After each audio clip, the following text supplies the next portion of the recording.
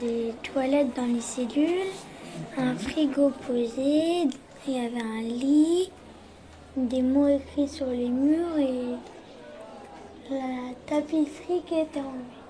Il y avait des escaliers pleins, il y avait beaucoup de cellules, des dessins sur les murs et il y avait un ascenseur. Ça m'a excitée parce que c'était trop bizarre, c'était un peu cassé. Ça fait bizarre d'arriver à un endroit qui a été abandonné depuis quand même 12 ans. Ça fait un peu peur de se dire qu'il y avait des gens qui étaient dedans.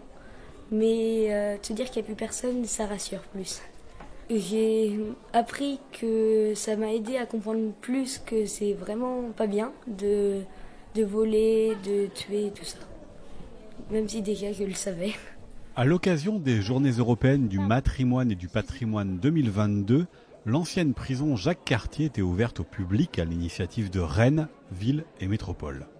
Venus en grand nombre, les visiteurs ont pu découvrir ce lieu, dont ils ont parfois longé les murs au quotidien, et se rendre compte de ce qu'il y avait à l'intérieur de cette maison d'arrêt, fermée en 2010 après un siècle d'activité. Et cela avant qu'elle ne soit reconvertie en un lieu culturel et citoyen. Dans la deuxième partie de ce podcast, vous entendrez les témoignages de celles et ceux qui ont entretenu un lien direct et intime avec cette ancienne prison, mais tout d'abord les impressions des visiteurs. Moi, l'entrée, ça m'a fait quelque chose de particulier, un petit peu un côté stressant qui s'est vite dissipé après. Mais l'entrée, j'ai trouvé ça particulier. Ouais, ça y est, on voyait ce que c'était et on était à la place de gens qui étaient prisonniers avant et du coup, ouais, c'était spécial. J'ai ressenti une espèce de curiosité un peu malsaine, de pas trop comprendre...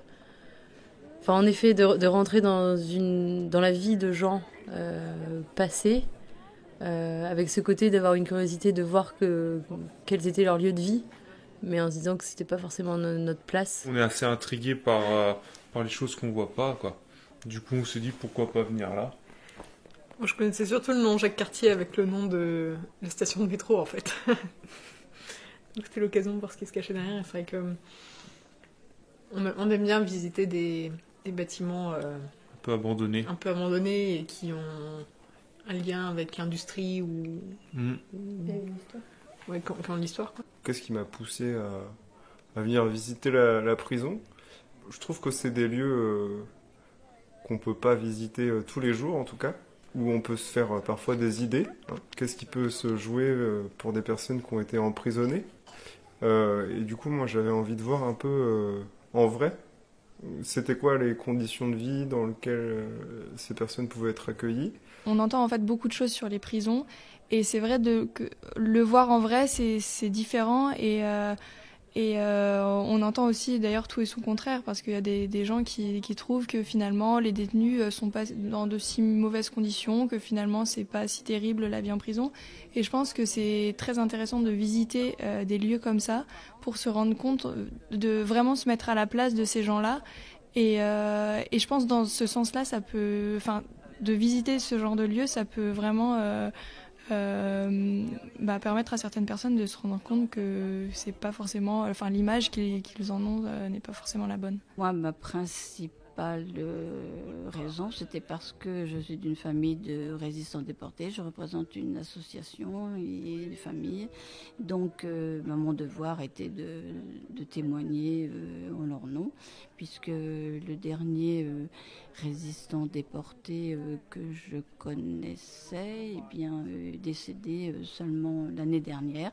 Il faisait partie du train de Langeais et il est mort à 101 ans. Et il y avait un surveillant qui était là et qui m'a dit où se trouvait le quartier allemand. Et j'ai même cherché à savoir d'où ils sont partis de la prison. Voilà, et donc je sais où c'est en allant vers la caserne. Donc j'ai refait aussi ce parcours-là. Excusez-moi, il faut le vouloir, hein. C'est très représentatif de ce qu'on voit à la télé. C'est-à-dire que souvent on se dit ouais, ils en font trop. Et là, la proximité des cellules, la largeur de la porte, ces escaliers, l'étroitesse des couloirs. Et c'est vrai que je pensais pas que c'était aussi proche de ce qu'on pouvait voir à la télé. C'est la représentation que je m'étais faite de toutes les prisons en regardant les séries, les films, les trucs comme ça. Pareil, quand j'étais allé à San Francisco, à la prison d'Alcatraz. Donc à l'intérieur, ça m'a pas surpris. Et puis vu que je savais que c'était en friche, que c'était délabré, donc il n'y a pas grand-chose qui m'ont surpris, quoi. Et moi, moi plutôt surprise justement.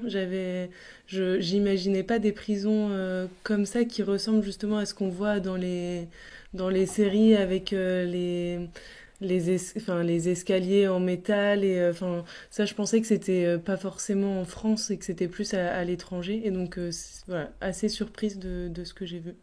Ce qu'on ne perçoit pas du tout dans les images qu'on a pu voir au travers des films, c'est l'étroitesse. La porte, on ne se rend pas compte qu'elle est étroite dans un film. Les coursives, on ne se rend pas compte qu'elles sont toutes étroites. On ne se rend pas compte que tout est oppressant en fait. Malgré que ça soit extrêmement volumineux, ça reste très très oppressant. Et c'est ça qui est particulier, qui est surprenant. Et dans les cellules, le fait de voir, on voit effectivement un bout de ciel, mais on voit pas la terre. Et on se rend pas compte que, ce qui était surprenant en regardant par la fenêtre, voir le ciel, on voit pas l'extérieur. On voit un ciel, mais on voit pas l'extérieur. Et ça n'a rien à voir. Quand on sort des coursives, on voit le sol, on voit des bâtiments extérieurs, on voit quelque chose qui représente quelque chose de familier pour les gens de l'extérieur, pas quand on voit le ciel seulement. Entre ce qu'on voit à la télé, que ce soit dans les films ou dans les reportages, c'est exactement ça. Mais c'est encore... Il y a certaines pièces, c'est plus petit qu'on ce qu'on pensait. Moi, j'ai pas été impressionné. Primo, j'attendais autre chose, mais je savais que je pénétrais dans une prison. Pas comme je pense, c'était pas une salle de cinéma ou une piste de danse, vous comprenez.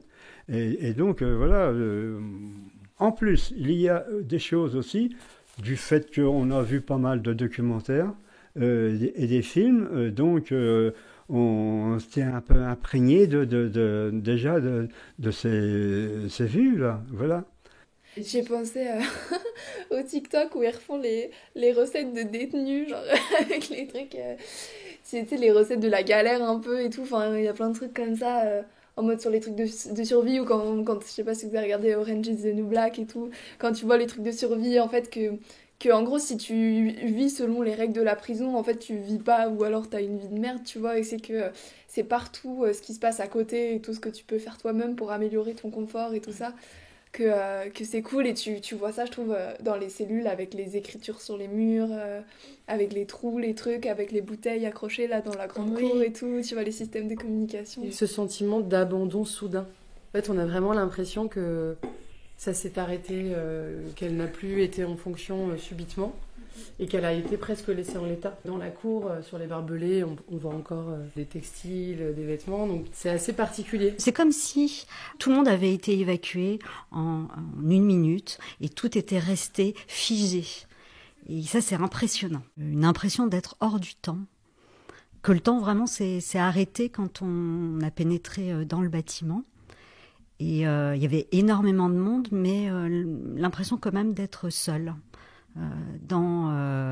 Notamment dans ces couloirs avec les cellules sur les côtés et ces escaliers montant vers la verrière. Et on imagine en fait le bruit qu'il pouvait y avoir dans ces bâtiments. C'est paradoxal parce que c'est très beau et effrayant. On a l'impression de retrouver des films et c'est pour ça qu'on est hors du temps, parce qu'on est dans la réalité et en même temps être dans un décor d'un film qu'on peut regarder un samedi soir pour se faire plaisir. Ça fait froid, je suppose, parce qu'il n'y a pas de vie, quoi. Pas de sonorité, donc ça fait vraiment vide.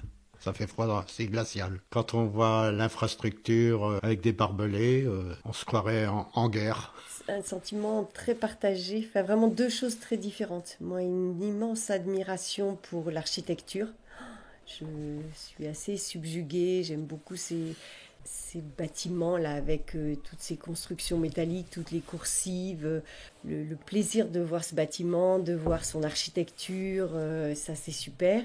Et par contre, le froid dans le dos de se rendre compte de qu'est-ce que ça donne en réalité. On a entendu plein de gens, et je l'ai pensé plein de fois, dire « Ah oui, on voit ça dans les films ».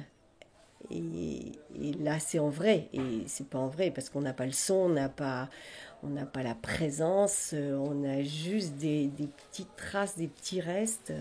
Voilà.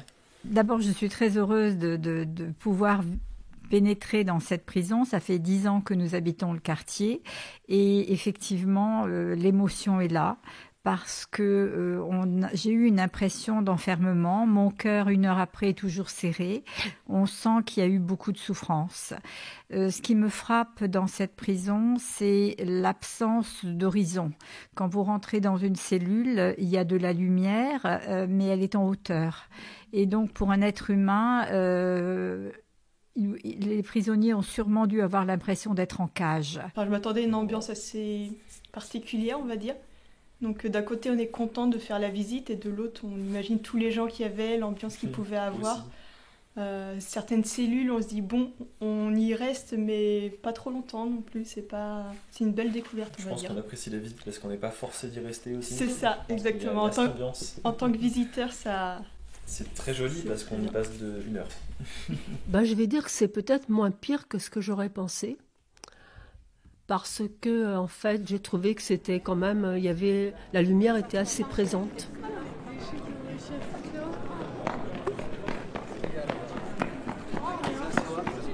Il devait y avoir un bruit infernal dans cet établissement et je pense que c'était, enfin pour moi, quelque part, ça devait être le pire pour ceux qui étaient incarcérés, c'était le bruit. Et le bruit et puis le fait d'être enfermé avec ce bruit et tout, avec une violence qu'on peut soupçonner sous-jacente. Le truc, c'est moi j'ai fermé les yeux et on imagine le bruit, les hurlements, les bruits des clés, les portes qui s'ouvrent, les gardiens en train d'ouvrir pour regarder le prisonnier. Je l'ai même fait. Donc on imagine, c'est la première chose que j'ai fait quand je suis rentré, j'ai ouvert. Et là, tu regardes, c'est le prisonnier, où il est, et on imagine. Ce qu'on s'est dit, c'est que ça a dû être un espace, enfin, du moins un lieu qui devait être très très bruyant. Enfin, quand on passait dans les couloirs et qu'on s'entendait parler, on s'est dit, mais la caisse de résonance qui est importante, la proximité des cellules qui étaient quand même très très proches. Et à contrario, on avance dans un hall où on a un volume qui est très haut, qui est hyper lumineux, et on a des cellules qui sont étroites, qui sont sombres. On a vraiment des contrastes complètement différents.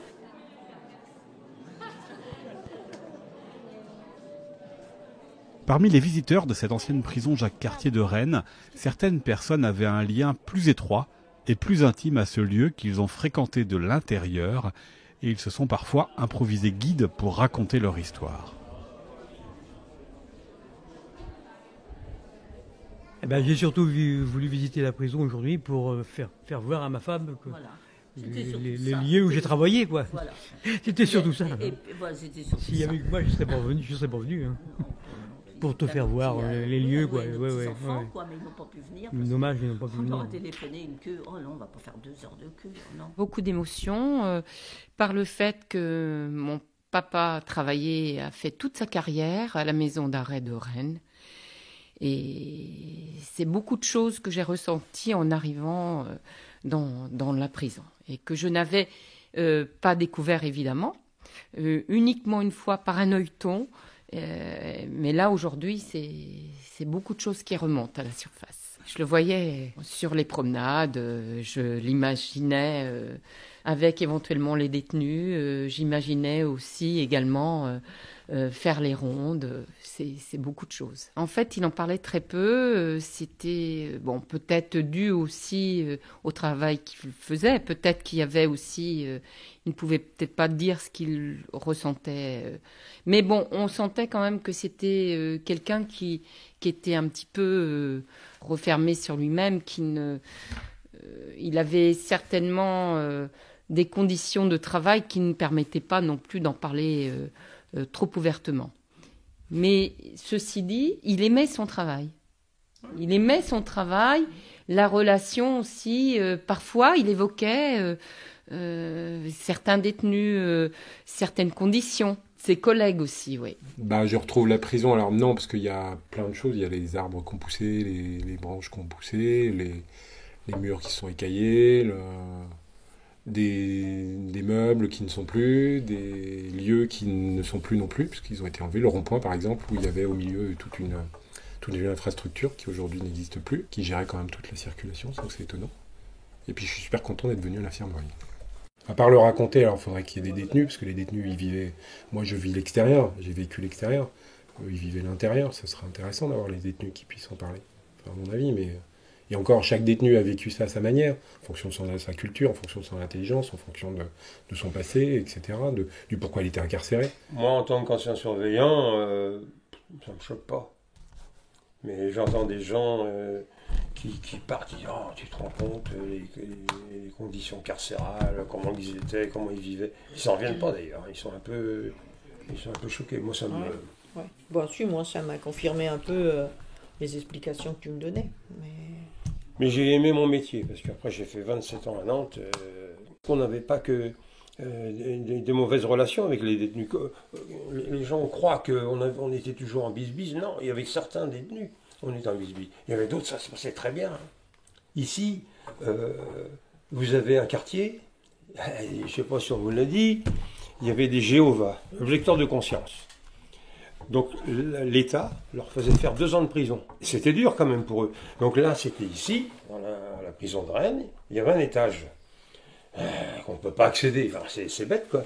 Et ces gens-là, ils s'occupaient de la comptabilité, ils s'occupaient du linge, c'est eux qui distribuaient les repas aux autres détenus. C'était des gens qui étaient charmants, qui nous disaient bonjour tous les jours. Ils avaient des cellules avec des parquets, mais c'était ciré, c'était beau. Voilà, c'est des choses comme ça qui, moi j'aimerais bien, dans le fond, raconter un peu notre vie. Parce que souvent, les gens que j'ai rencontrés, là, j'ai failli faire un discours, ma femme elle rigolait, parce qu'ils ne savent pas, les gens. Un retour dans mon histoire personnelle, puisqu'il y a 50 ans, j'étais client, prisonnier. Voilà, j'étais en prison dans une cellule, je ne suis pas resté longtemps, mais c'est toujours intéressant de retourner sur des lieux particuliers que l'on a fréquentés. Pas par choix, bien sûr. En fait, la perception reste la même, puisque l'objet de ma visite, c'est de revoir un lieu dans lequel je me suis trouvé. Je dirais que c'est à peu près la même chose. Bon, c'est vrai que j'ai vu des bâtiments préfabriqués, d'autres qui ont été rajoutés, qui de toute évidence n'existaient pas à l'époque où j'y suis passé. Mais ça ne change pas grand-chose dans la perception globale de la visite que je viens de faire aujourd'hui. Ce qui m'a pas surpris, mais ce qui m'a un peu marqué, c'est que je vois que les gens viennent en famille. Ils viennent avec des enfants, même des jeunes enfants. Donc j'imagine après qu'en rentrant chez eux, ou peut-être même avant de venir, ils leur ont expliqué ce que c'est que la prison, pourquoi on y va, ou quels sont les risques d'y aller, et comment faut-il s'en prémunir. Déjà, je suis étonné de voir autant de monde qui s'intéresse à une prison comme ça. Parce que quand on est à l'intérieur, tout le monde est oublié. On ne pense pas aux gens qui ont vécu ici. Moi, c'est une petite peine. Très étonné même de voir autant de monde faire la queue pour ça. Tout à l'heure, un monsieur, au quartier arrivant et à côté du quartier mineur, il dit « c'est la promenade ». Je lui dis non, c'est le terrain des sports. C'est le terrain de football. Après, ça c'est une promenade. Non, mais le mec, il dit non. Mais c'est un touriste. Il ne connaît pas. Tout à l'heure, je suis rentré dans une cellule. Et il y a une dame qui dit bah ouais, le lit devait être là. Bah ouais, ça doit être long les journées. Je dis non. C'est un lit superposé, il y avait deux. Non, un matelas par terre. Moi, quand j'y étais, il y avait 2 lits. Moi, j'avais 2 lits là. Moi, c'était superposé. Oui, parce que t'as été plus tard. Superposé, et il y a un qui dormait par terre. À l'époque, moi, on était 2 par cellule. On était 3 par cellule. Moi, quand j'y étais, on était 2, nous. Ouais. Bah, à la fin, nous on était moins, parce qu'ils avaient viré pour faire le déménagement, mais c'était 3 par cellule. Et certaines cellules, c'était 6. Bah oui. Peut-être la plus forte, c'est celle de la cour de promenade où on avait le droit de sortir, qui était une toute petite cour de promenade, vraiment un peu plus grande que cette pièce aussi, faisait peut-être 3-4 fois cette pièce, et surtout elle était grillagée sur le dessus. Et je voulais la revoir, et j'ai pas pu la revoir aujourd'hui. Donc ça, c'est une déception, parce que ça, c'est peut-être la plus forte impression que ça m'a laissé, c'est l'impression d'être enfermé, même dehors. Même en promenade, c'est l'impression d'être en cage, oui, c'est ça. Ça fait rappeler un peu de souvenirs, tout ça. Vu qu'elle a passé des années ici, tout ça, à la détention, et voilà. C'était une meilleure prison qu'ici que Vezin quand même, parce que Vezin, c'est vrai, c'est plus agréable, plus de nouveautés, on a plus de choses dans la cellule, à la douche, à tout. Mais moins strict qu'ici, à Jacques-Cartier, que Vezin quand même. C'est bien pour les visites, ça fait des bons souvenirs d'avant, vous voyez. J'ai fait montrer un peu comment c'était à l'intérieur, comment j'ai expliqué comment c'était les écoles, tout ça, où étaient quelles cellules, tout ça. Après, c'est vrai, c'est impressionnant pour les gens, parce que les gens ne connaissaient pas l'intérieur. Là, les gens, ça les intéresse beaucoup. Personnellement, c'est agréable. En plus, on a pu discuter avec des gens, on a pu leur expliquer notre expérience d'il y a 40 ans, puisqu'on était là, personnellement, j'étais là pour objection de conscience. Nous, on a gardé un beau souvenir pour la raison pour laquelle on était là. Je voulais faire que ma femme connaisse là où l'endroit où j'ai vécu pendant 2 ans, donc en tant que témoin de Jéhovah, objecteur de conscience. Et l'impression que j'ai eue quand je suis arrivé ici, pas déboussolé ni quoi que ce soit, mais surpris de la transformation de la prison par rapport de 1970 à 1972. Moi, je viens me promener régulièrement à côté du square, puisque j'habite Rennes, dans le quartier. Donc c'était un peu pour me faire plaisir, pour me rappeler des souvenirs que j'avais eus. Alors, ça ne veut pas dire que la prison était agréable, hein. Surtout le fait d'être enfermé, c'est surtout ça qui est le plus dur. Ça fait plaisir de discuter avec les gens écoutent, et moi, ça fait plaisir de pouvoir parler avec eux et d'avoir un contact. Je racontais comment ils étaient un peu surpris, comment je débouchais les colonnes de sanitaires au quartier sud qui étaient bouchées avec les détenus qui mettaient des pots à yaourt, n'importe quoi. Et donc, il fallait aller dans les vides sanitaires de la prison, ouvrir une trappe dans les tuyaux et puis, naturellement, courir vite fait. Donc, ils étaient un peu surpris de voir que nous, détenus, on travaillait de cette façon-là, mais moi je dis c'était pour rendre service à l'administration. L'administration nous logeait et on mangeait gratuitement, donc on rendait un autre service. Et puis les rapports étaient cordiaux et bons, donc il faut savoir être reconnaissant aussi. Hein. Alors pour ma part, une impression très émouvante, parce que j'ai beaucoup de souvenirs. Et j'ai retrouvé effectivement des lieux, des sensations que j'ai connues étant petite. Je me souviens quand c'était plus habitable, on va dire, entre guillemets. Alors, dans l'enceinte de la prison, écoutez, franchement, j'ai toujours vécu très heureuse ici. Je n'ai que des très bons souvenirs. Des bons souvenirs avec les gardiens. J'allais faire des décalcomanies avec eux dans leur bureau. Et autrement, je me promenais avec mon petit vélo dans la cour donc, qui est devant. Et après, nous avions le jardin et le potager. Donc voilà, avec le chien, le chat, et on avait des rapports avec certains prisonniers, donc qui faisaient le jardinage, et ça s'est toujours très bien passé. J'étais petite, 5-6 ans, et là nous avons déménagé de Rennes il y a 1 mois et demi, et j'ai vu jeudi parce que je suis abonnée donc Ouest France, à la mairie de Rennes et ainsi de suite, et j'ai vu que cette prison était en visite, qu'il n'y avait pas de visite guidée, c'était complet. Mais nous avons fait le trajet pour venir parce que je ne pouvais pas ne pas la voir. Donc c'est un bonheur, je vous dis tout à l'heure, j'avais les larmes aux yeux parce que c'est quelque chose pour moi d'inimaginable. Même si elle n'est plus ce qu'elle était, ça reste quand même pour moi un grand souvenir. Mais apparemment, je ne suis pas la seule à avoir vécu dans cette prison, puisqu'il y avait un monsieur aussi, son père avait un logement de fonction, donc on avait les mêmes ressentis. Moi, bizarrement, ce qui n'est peut-être pas normal, mais cette prison ne me fait pas peur. Cette carte postale sonore des Journées européennes du matrimoine et du patrimoine dans l'ancienne prison Jacques-Cartier de Rennes a été possible grâce au collectage réalisé les 17 et 18 septembre 2022 par Manon Aubin, Mathilde Hérault, Océane Luman, Rayana Saou et Arnaud Vasmer. Nous remercions Valentine Roy et ses équipes présentes durant ces journées, ainsi que l'ensemble des personnes ayant bien voulu livrer leur témoignage. C'était un podcast réalisé par Arnaud Vasmer pour Rennes Métropole.